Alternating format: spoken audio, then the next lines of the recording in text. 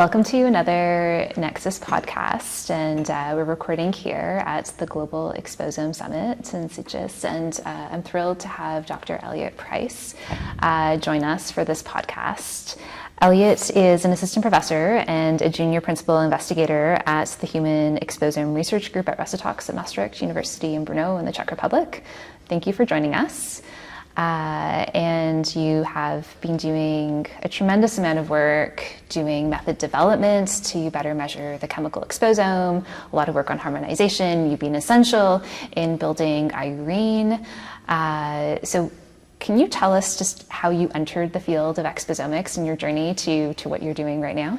Okay, well, my first kind of venture into mass spectrometry was during my master's, where I looked at microbial modulation of the aroma of blue cheese.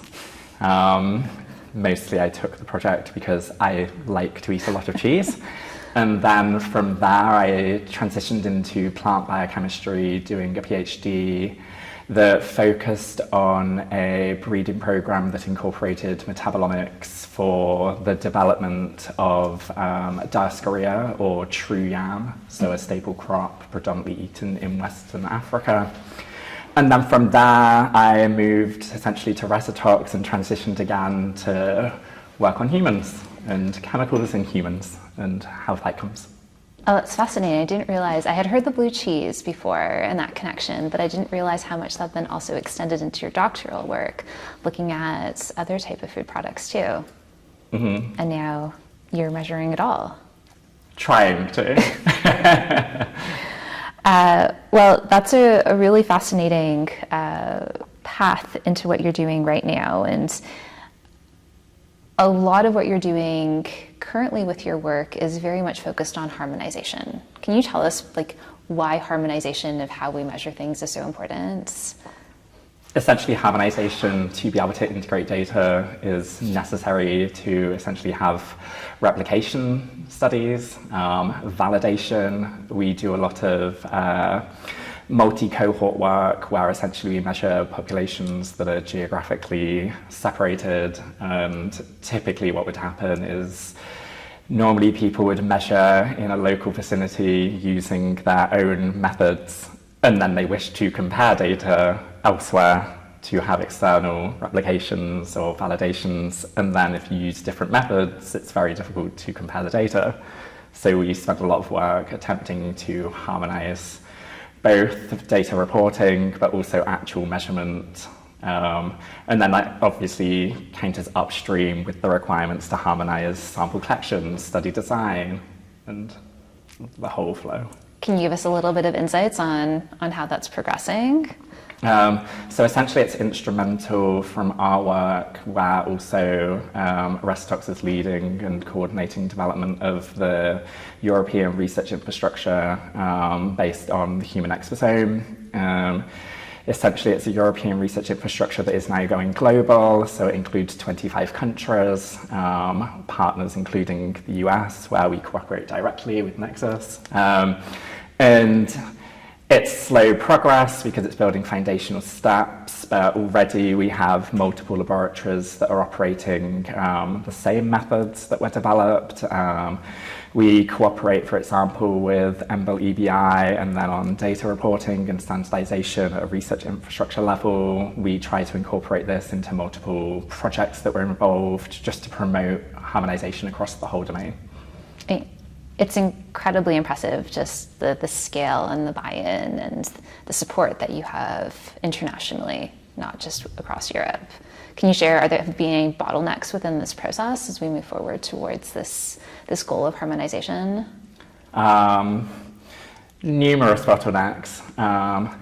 Obviously there has to be value added or benefit. It tends to be slower to harmonize because there's just more actors involved, and that takes time, which doesn't necessarily fit into the pressure of predominantly academic settings. This is why it goes under research infrastructure, where we also have a more sustainable financial mechanism, because there's obviously financial implications for that, and typically academia functions project to project and there isn't much sustainability, and then with pressures for outcomes, careers, results, etc., it then is that we tend to take a slow and steady progression, which overall should be rewarded. There's buy-in. Initial stages to convince buy-in were probably a large bottleneck. I think as momentum builds and it expands, that also is proving easier to do. So in the early stages, it was far more challenging than now, largely because there's more evident results coming out now, which people can cooperate with. Yeah, it's incredibly encouraging that there is that buy-in, and I agree with you. It has taken some time, but I feel like we're over that hurdle, at least for the moment. But one aspect of your work that I've really appreciated, especially as we move to harmonization, is this push for open access, open science. Can you share a little bit of what you've been doing on that front? Mm-hmm.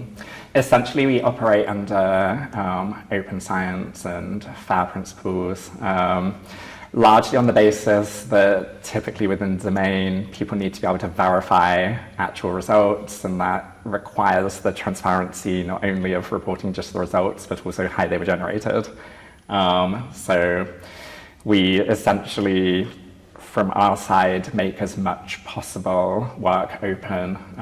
We send around full SOPs, even methods, to other labs directly.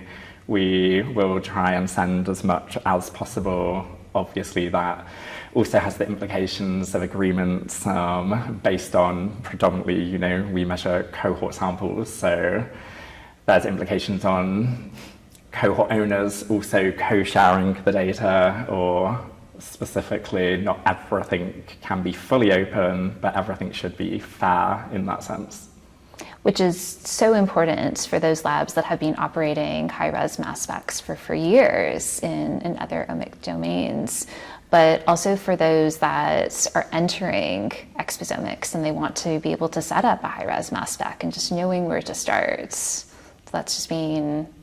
Mm-hmm. I mean, we had other labs contact us at the point where they were just purchasing instrumentation.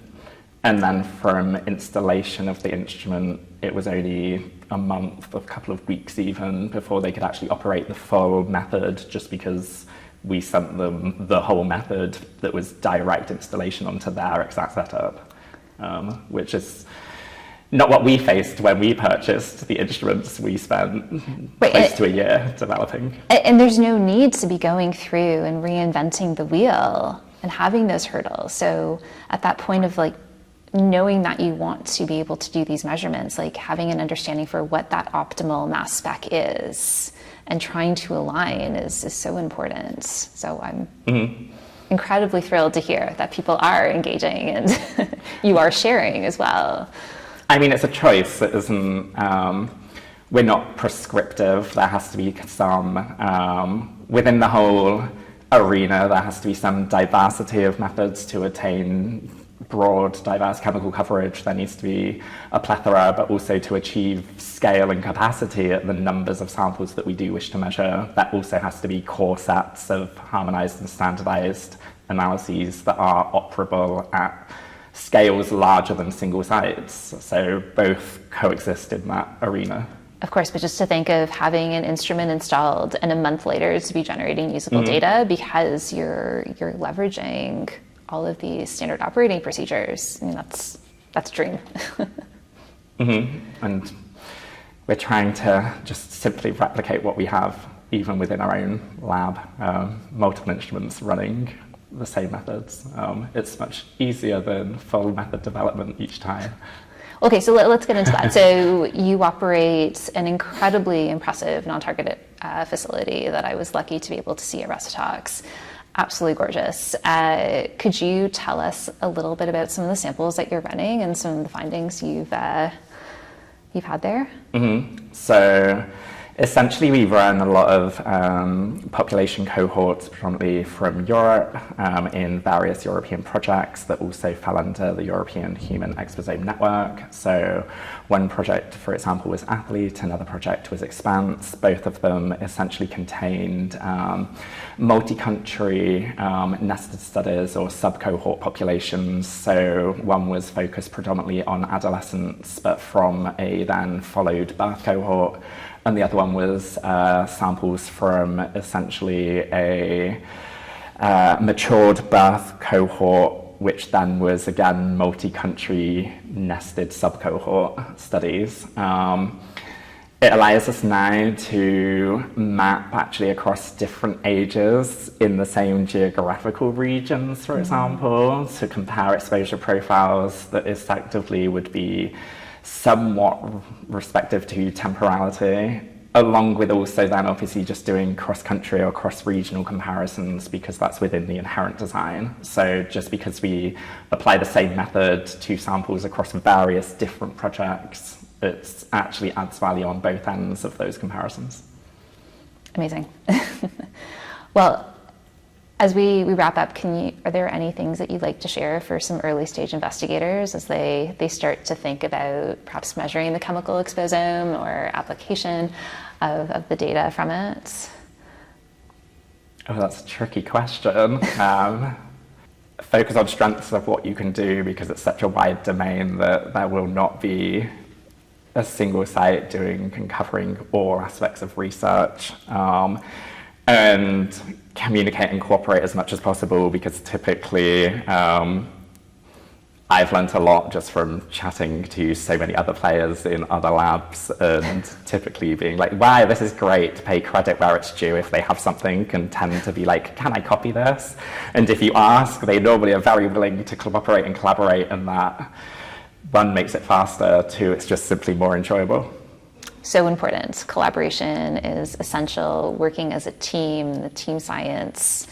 I don't think we would have made it as far as we have so far with Exposomics, and nor do I think that we'll be able to move beyond towards the human exposome projects and further. Well, thank you so much for sitting down with us at the NEXUS Podcast, and we're really excited to hear what comes next with your work at RECETOX as well as with Irene. Thank you so much.